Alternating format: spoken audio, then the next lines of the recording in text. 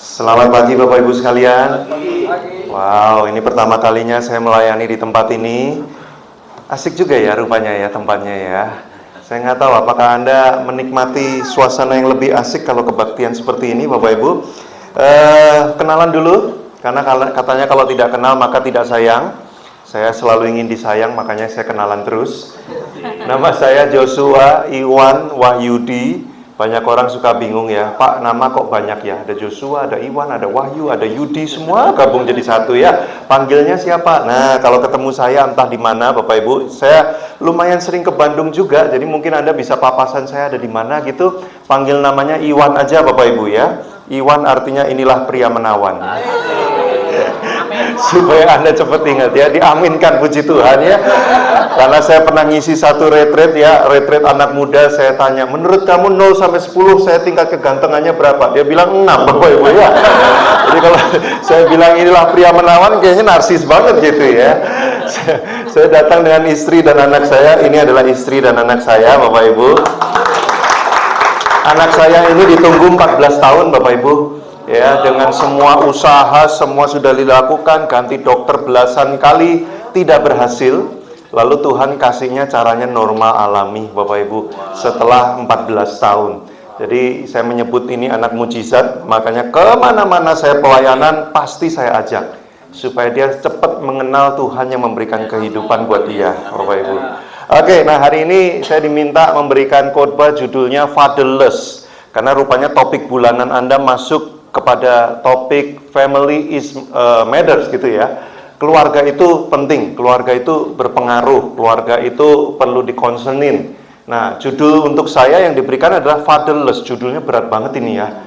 Ketiadaan ayah atau ketidakhadiran ayah. Nah, Indonesia ya kita udah sering baca beritanya, Indonesia masuk negara 3 besar fatherless. Jadi kalau dari seluruh dunia, kita ini prestasinya banyak Bapak Ibu ya. Salah satunya kita masuk 3 besar negara yang dalam banyak keluarga, ayahnya tidak hadir. Tidak hadir ini bukan secara fisik tidak hadir. Memang ada yang secara fisik tidak hadir. Entah sudah meninggal, entah nggak bertanggung jawab pergi kemana. Tapi juga tidak hadir secara emosional. Artinya apa? Bapaknya ada nggak di rumah? Ada. Tapi tidak berfungsi sebagai seorang ayah. Nah, itu juga masuk kategori fatherless, ketiadaan bapak. Nah, khotbah saya hari ini agak beda. Saya belum, jujur ya, saya belum pernah khotbah dengan gaya seperti yang di tempat ini hari ini. Bukan karena ini tempat pertama kali saya datang, tapi karena waktu saya nyiapin khotbah ini, saya merasa gaya ini kayaknya perlu saya pakai gitu ya. Jadi saya sebenarnya dibilang berkhotbah tidak 100% berkhotbah, karena sebenarnya selama 30 menit ke depan saya lebih banyak membacakan data-data dan faktanya seperti apa, lalu mengajak Bapak Ibu Saudara untuk berpikir, memikirkan gitu ya. Oh, ternyata begini, lalu kita merenungkan. Jadi saya harus bagaimana dong? Nah, mari kita mulai. Siap ya Bapak Ibu ya? Oke, mari kita lihat. Anda ada di slide Bapak Ibu ya. Jangan langsung pusing kalau nanti lihat di slide ya. Ini adalah beberapa penelitian. Ada banyak rupanya penelitian tentang faktor ayah Bapak Ibu ya. Tapi yang saya munculkan beberapa aja. Tapi Anda jangan pusing karena saya akan jelaskan singkat Bapak Ibu ya. Pertama ada orang namanya Erik H. Erikson, seorang psikolog terkenal, psikoanalis, orang yang suka menganalisa psikologi manusia, namanya psikoanalis. Dia punya teori yang sangat terkenal dan dipakai di mana-mana, namanya 8 tahap perkembangan psikologi seorang manusia. Nah, dikatakan dalam penelitian dia, usia 0 sampai 11 tahun dan usia 19 sampai 21 tahun. Jadi saya ulang, 0 sampai 11 tahun dan 19 sampai 21 tahun. Kehadiran ayah untuk seorang anak itu sangat penting dan signifikan sekali, terutama untuk memberikan rasa aman, rasa berharga, dan sense of control dalam diri seseorang. Kalau ayah tidak berfungsi sebagai ayah di usia itu, 0 sampai 11 dan 19 sampai 21 tahun, kita sebagai manusia nanti berkembangnya itu kekurangan rasa aman. Makanya sekarang banyak istilah orang insecure. Ya. Dandanan agak salah dikit insecure ya. Kerjaan lagi nyungsep dikit insecure ya. Kita jalan ya, orang liatin kita langsung kenapa sih, insecure, rasa nggak aman ya. Pelayanan, nanti ngobrol sama rekan-rekan, pelayanan bareng, merasa tidak aman. Kenapa ya dia kok gini? Kenapa ya kok dia begitu? Nah, rasa tidak aman, rasa tidak berharga, rasa seperti harus mengendalikan semuanya. Bapak Ibu pernah ketemu orang yang kayak harus ngendaliin semuanya? Ya, sampai dapur aja dicek 10 kali gitu ya, udah benar-benar terkendali belum keadaannya. Penuh kekhawatiran dalam hidupnya. Rupanya salah satu penyebabnya bisa disebabkan karena ketidakhadiran ayah atau ayah tidak berfungsi di usia-usia itu. Menurut Erik H. Erikson. Saya cepet aja ya, nggak ceritain detail. Kalau detail nanti kita pulangnya sore, Bapak Ibu ya. Seminar judulnya itu ya, bukan kebaktian ya. Kedua, nah ini menarik, namanya Paul Fitch, seorang psikolog. Dia mengeluarkan penelitian judulnya Fate of Fatherless, The Psychology of Atheism. Menurut dia, rupanya salah satu penyebab, tapi bukan penyebab absolut, tapi salah satu penyebab kenapa orang itu tidak mau percaya kepada Tuhan. Rupanya salah satunya adalah kalau terjadi ketidakhadiran ayah dalam hidupnya. Tidak selalu, jadi jangan dibalik ya. Oh, berarti orang yang nggak percaya Tuhan tuh bapaknya pasti berantakan. Nggak gitu caranya. Ya. Tapi yang bapaknya tidak hadir, ada kemungkinan nanti membuat orang itu sulit untuk mengenal Tuhan dan percaya kepada Tuhan. Makanya kalau kita belajar kekristenan, kenapa Tuhan itu merepresentasikan dirinya sebagai Bapa? Bapa kami yang ada di surga, judulnya doa Bapa kami. Makanya Yesus mengatakan selalu apa? Bapakku, Bapakku, Bapakku. Nah, orang kalau tidak punya hubungan interaksi yang baik dengan seorang ayah, bagaimana caranya dia bisa mengenal Bapak di surga? Kalau dia apa? Bapak di rumahnya berantakan hubungannya, nanti waktu doa, Bapak kami yang di surga, langsung wajah ayahnya yang muncul. Bapak Ibu, waktu saya punya anak saya umur sekitar 6-8 bulan udah mulai ngomong, Papa, Papa, Papa. Percaya nggak percaya Bapak Ibu, saya dipanggil Papa pertama kali sama anak saya. Papa, di kepala saya, wajah ayah saya nongol loh. Jadi dia panggil saya, Papa, langsung wajah Papa saya nongol di kepala saya. Dan hubungan saya sama Papa saya jelek sekali. Sangat buruk. Jadi pertama kali anak saya panggil saya Papa, nggak enak banget rasanya di hati saya, karena kata Papa itu, tuh dia Papa lagi. Kata Papa itu langsung terasosiasi sama hal-hal yang nggak menyenangkan. Makanya kalau saya dulu awal-awal dalam kekristenan ya berdoa, Bapak gitu ya, aduh susah banget. Jadi penelitian ini ada benernya juga. Orang yang hubungan dengan dia meneliti beberapa nama, misalkan ya Bertrand Russell, itu adalah ateis yang sangat terkenal sekali, filosofinya dipakai di mana-mana. Lalu kemudian Friedrich Nietzsche, itu orang yang pemikirannya jadi cikal bakalnya komunis juga, salah satunya. Lalu kemudian ada namanya Sigmund Freud. Anda mungkin bingung, ini siapa semua? Udah nggak usah dihafalin, nggak nongol di ujian ya, karena nggak akan diuji juga. Itu seorang psikolog ternama sekali Bapak Ibu, yang pemikirannya dipakai di kuliah-kuliah psikologi sampai sekarang, itu semua ateis. Nah, hubungan mereka dengan ayah mereka nggak oke semua. Tentu tidak semua ateis hubungan dengan ayahnya jelek. Tapi rupanya menurut penelitian ini, kalau hubungan kita dengan ayah tidak baik, itu bisa memicu orang tuh sulit untuk mengenal Tuhan. Itu maksudnya. Ya, jadi tugas saya hari ini bukan khotbah, cuman bacain aja Bapak Ibu ya. Nah, terus berikutnya, James Dobson, seorang psikolog, dia mengeluarkan jurnal judulnya Bringing Up Boys. Menurut dia, penelitiannya mengatakan, rupanya seorang anak laki-laki penting sekali untuk punya interaksi yang baik dengan ayahnya. Kalau seorang anak laki-laki interaksi dengan ayahnya tidak baik, dia akan menjadi seorang anak laki-laki yang problematik. Ada satu daerah namanya Bronx di Amerika. Anda kalau saya rasa kita angkatannya Jackie Chan ya. Dia pernah punya film judulnya Rumble in the Bronx. Bronx itu adalah daerah tingkat kriminalnya tertinggi di Amerika. Jadi dikatakan di situ 70-80% kriminal di Bronx itu pelakunya fatherless. Bapaknya nggak ada, bapaknya udah ceraiin mamanya, terus pergi kemana nggak jelas, atau bapaknya ada di rumah tapi suka gamparin, nggak peduli, nggak dikasih makan dan sebagainya. 70-80% pelaku kriminal di kota Bronx yang tingkat kriminalnya paling tinggi di Amerika, itu latar belakangnya adalah fatherless. Nah, terakhir, Donald Winnicott, seorang psikoanalis juga, dia mengeluarkan teori attachment dan holding environment. Ini mengatakan bahwa orang yang interaksi dengan ayahnya tidak baik, dia akan membawa sebuah rasa kosong di hatinya sampai dia dewasa nanti. Kayak ada sesuatu yang kurang. Nah, ini saya bisa teruskan listnya sampai puluhan. Tapi kita nggak akan pulang. Saya cuma mau ngasih tahu apa sih Bapak Ibu? 1, peran ayah penting dan tidak tergantikan untuk tumbuh kembang jiwa manusia. Coba bilang sama suaminya atau pria-pria yang ada di sebelahnya, ditepuk pundaknya, kamu penting. 1, 2, 3, ya, ditepuk-tepuk, kamu penting. Yang ditepuk jangan gitu dong, apa sih gitu ya. Kan saya judulnya fatherless, jadi kalau Anda nunggu riset tentang wanita, nggak ada, karena saya judul khotbahnya fatherless. Ya, kecuali kalau saya dikasih judul khotbah motherless, nah itu nanti ada, ya. Mungkin minggu depan kali ya, motherless, atau 2 minggu lagi. Saya hari ini khusus father, jadi yang pria-pria tolong jangan tersinggung dengan saya ya. Ini kan saya pertama kali khotbah di sini ya. Terus Anda nanti bilang jangan diundang, itu kurang ajar, pengkhianat kaumnya sendiri. Ya pria kenapa dia jelek-jelekin pria? Saya nggak jelekin pria, saya cuma bacain hasil riset gitu ya. Nah, itu 1 poin penting yang kita pelajari apa? Peran ayah tidak tergantikan. Ayah harus menjadi ayah. Loh, emang banyak ayah yang tidak menjadi ayah di rumah? Banyak. Aduh, hari-hari ini Bapak Ibu ya, kalau saya lihat banyak keluarga-keluarga pemimpin di rumahnya itu siapa? Mamanya. Ya, makanya saya punya lagu sekolah minggu bunyinya gini, Mama berkuasa, bumi bersuka, bumi bersuka, bumi bersuka. Tim worship tahu lagunya itu.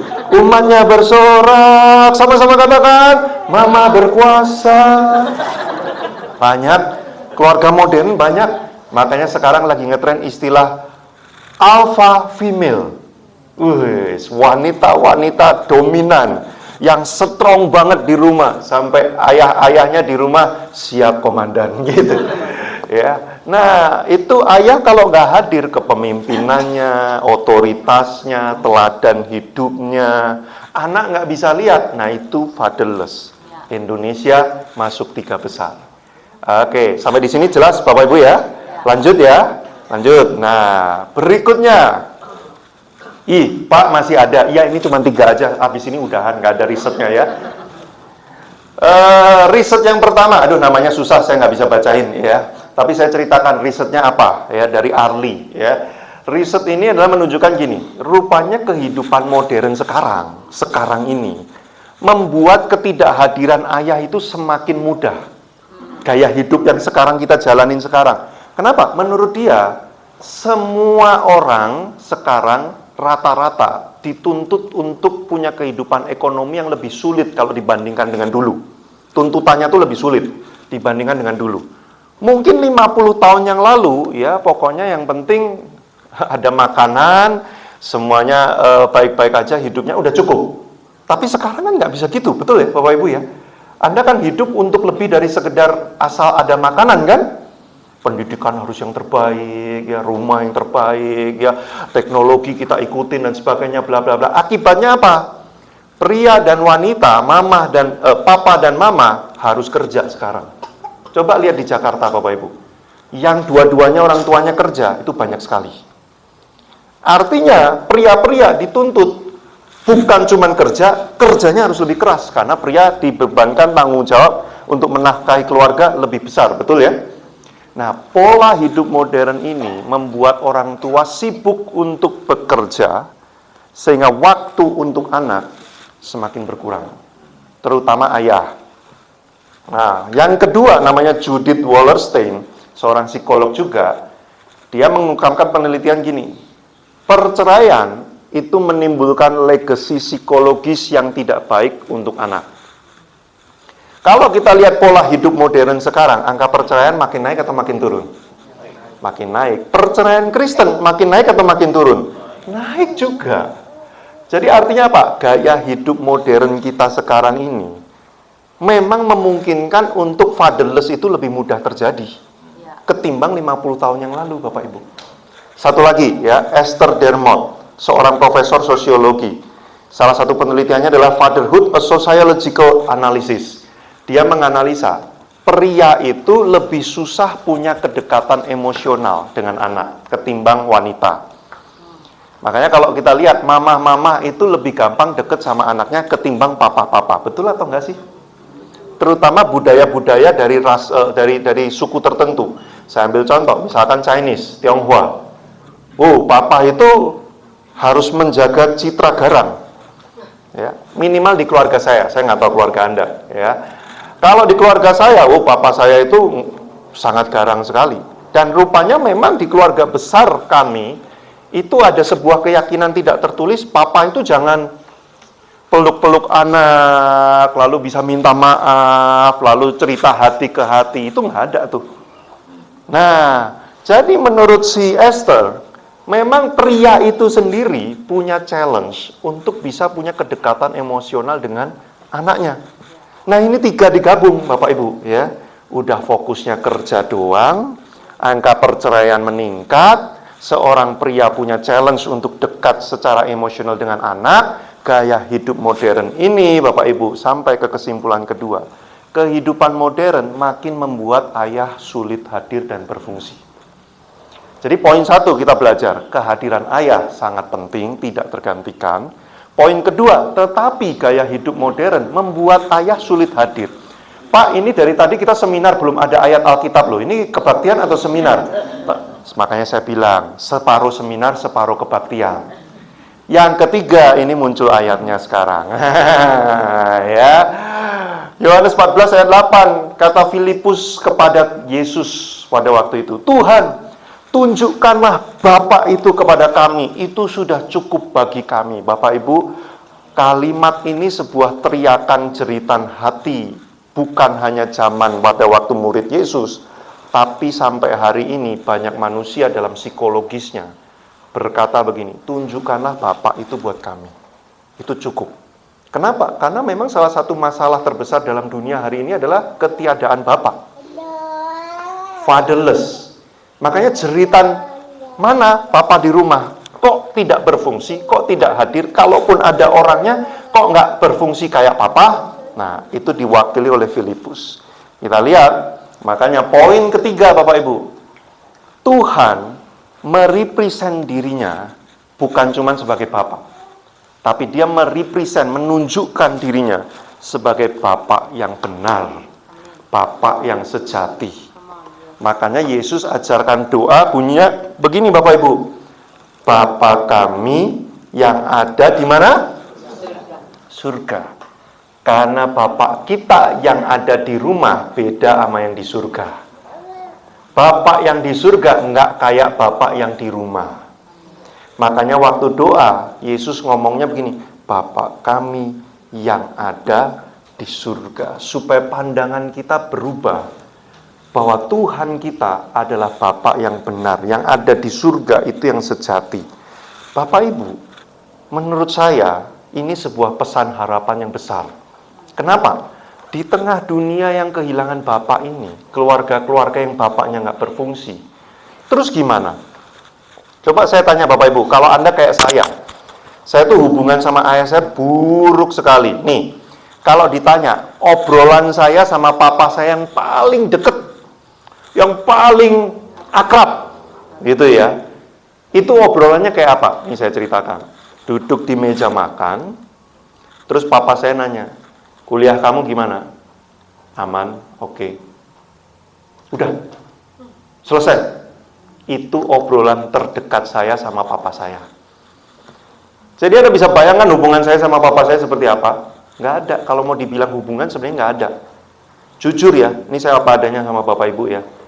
Waktu terjadi, kalau saya ceritakan panjang nanti kayak sinetron tersanjung. 7 season pun nggak selesai. Beneran. Ya, kapan-kapan undang saya 37 kali lagi, saya ceritakan banyak episode. Nanti Anda akan lihat gini, emang ada ya cerita di dunia kayak gitu? Beneran Bapak Ibu, kalau saya ceritakan, itu nggak masuk akal. Apa yang terjadi dengan papa dan mama saya dalam hubungan pernikahan mereka itu kayak sebuah cerita drama Korea. Nggak mungkin terjadi kenyataan, tapi terjadi. Nah, jadi singkat cerita, waktu mama saya udah mulai mengurus perceraian dengan papa saya setelah 32 tahun pernikahan, saya sudah dari umur 25 tahun sudah tidak berhubungan lagi dengan ayah saya. nggak ada kontak sama sekali sampai ayah saya meninggal.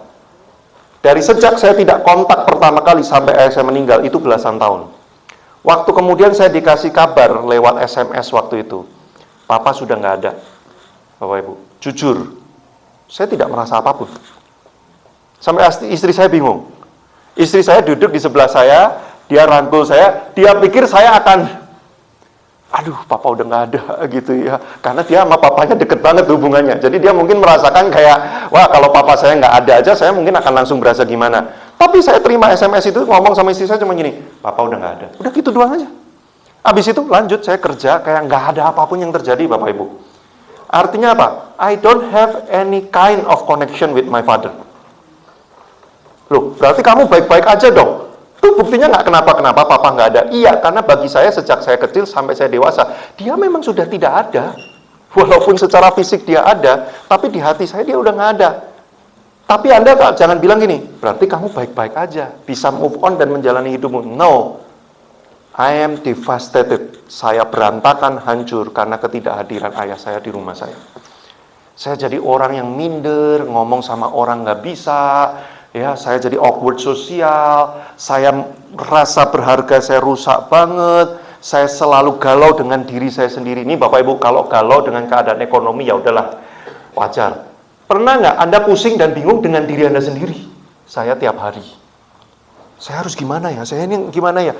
Saya ngapain ya? Wah, itu saya tiap hari Bapak Ibu, karena ketidakhadiran ayah dalam hidup saya. Kalau diceritakan kok bisa gitu, panjang, nanti seminar lagi. Tapi yang saya mau kasih tahu kepada Anda Bapak Ibu, kalau Anda jadi orang seperti saya, terus jalan keluarnya apa? Papa udah nggak ada. Kalaupun dia ada, dia belum tentu ada di ruangan seperti ini, mendengar khotbah seperti ini, terus dia pulang-pulang, aku mau jadi bapak yang benar. Belum tentu. Karena rupanya waktu dia pernah di penjara, dia bacain Alkitab. Keluar-keluar, dia seperti hamba Tuhan, tapi cuma 3 bulan. Habis itu balik narkobaan lagi, lebih parah dari sebelumnya. Jadi rupanya 3 bulan itu sebuah pencitraan bahwa supaya orang tuh bilang dia udah bener gitu ya. Itu ayah saya Bapak Ibu. Apa harapan saya hidup di dunia yang seperti ini?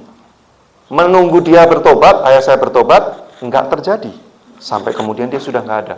Lalu harapan saya apa? Apakah saya harus menerima kenyataan bahwa saya hancur dan broken secara psikologis? Ya udah terima nasib aja. Loh, saya enggak pernah minta untuk dilahirkan di keluarga seperti ini. Seperti tadi statementnya. Kita tidak pernah bisa memilih keluarga kita. Betul Bapak Ibu? Papa mama Anda nggak pilih. Ya lahir-lahir bentuknya kayak gitu. Nah kalau kebetulan orang tua Anda yang benar, puji Tuhan, itu sebuah privilege yang besar. Tapi kalau orang tua Anda seperti saya, apa yang harapan buat hidup kita? Itu sebabnya Yesus memberitahukan pesan harapan ini. Buat kamu yang seperti itu, Bapa di surga hadir buat kamu. Lubang-lubang yang tidak bisa diisi oleh ayah kamu, Papa di surga hadir di situ. Oh, papa saya baik, berarti ya udah cukup ya. Ayahmu yang terbaik sekalipun dia tidak sempurna. Itu sebabnya Papa di surga tetap hadir juga buat kamu yang ayahnya sudah benar. Karena Bapa di surga tahu kamu butuh lebih dari sekedar ayahmu di dunia. Nah, makanya ayatnya menarik sekali. Matius 7 ayat 11, jadi jika kamu yang jahat, jadi jika para penjahat aja tahu memberi pemberian yang baik pada anak-anaknya, apalagi Bapak yang di surga loh, bukan yang di dunia ini. Penjahat aja tahu yang baik buat anaknya, apalagi Bapakmu yang di surga. Maka saya mau beritahu, Bapak yang di surga adalah Bapak yang memberikan yang terbaik. Sampai nyawa Yesus Kristus diberikan demi supaya Bapak Ibu Saudara mengenal Bapak di surga yang terbaik. Berikutnya apa lagi?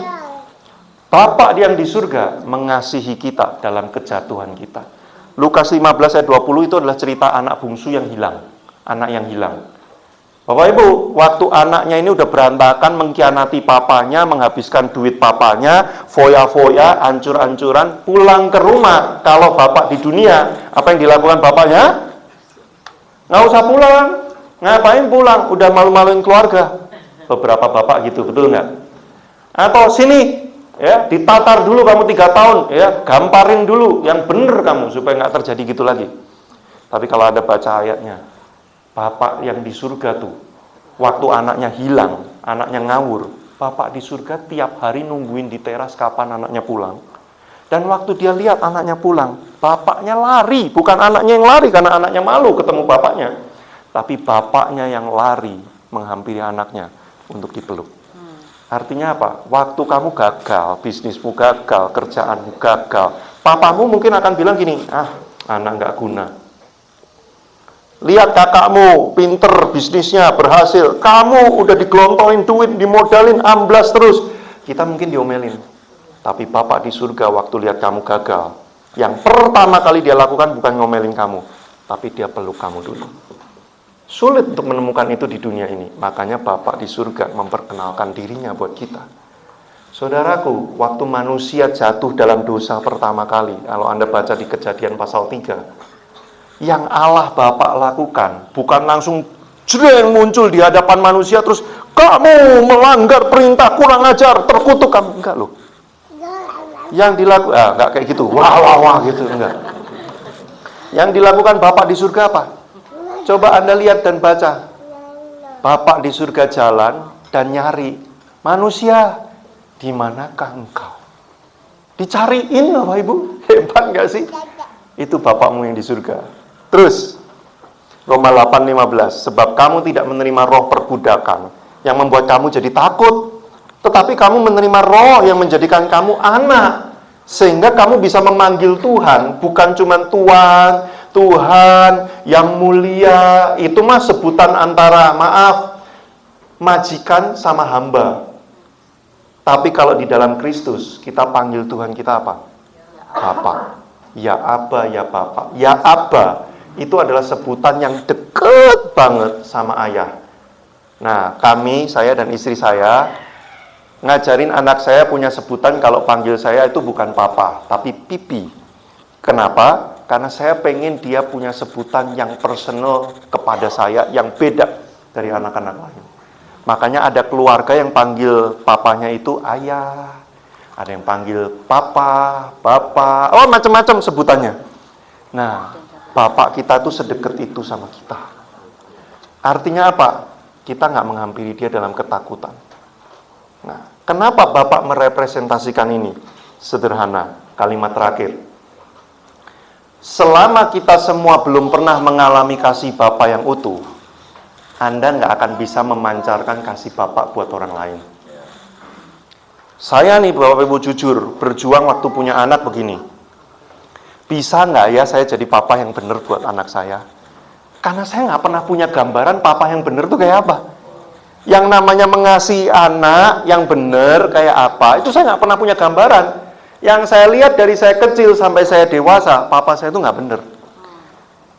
Wah, KDRT sama mama saya, selingkuh, narkoba, kalau orang Jawa bilang miso-miso, itu maki-maki, kebun binatang itu udah hampir tiap hari, ngerokok di depan kami, wah udah hancur banget. Jadi saya have no idea menjadi papa itu seperti apa.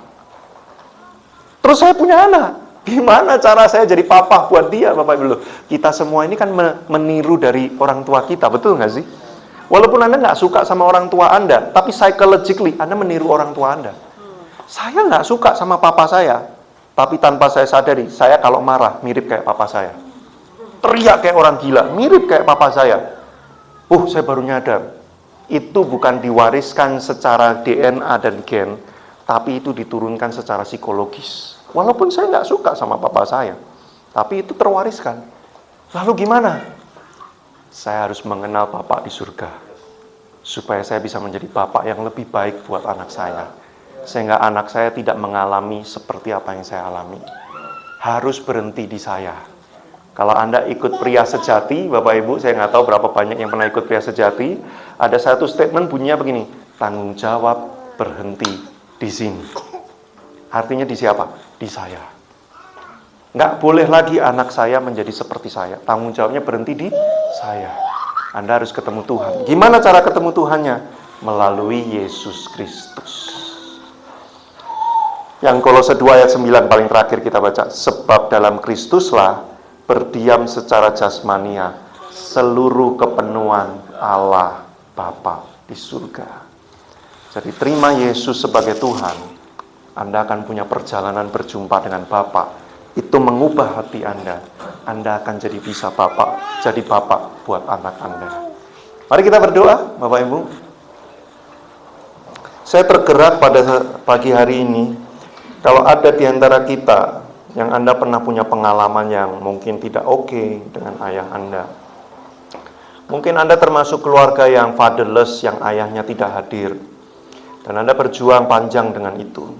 Ketika Anda punya anak, mungkin Anda juga berjuang bagaimana menjadi ayah yang baik. Anda pikir yang Anda lakukan adalah yang terbaik, tapi kadang-kadang masih ada hal-hal juga yang miss antara anak Anda dengan anak Anda. Mari siang hari ini kita berdoa di hadapan Tuhan.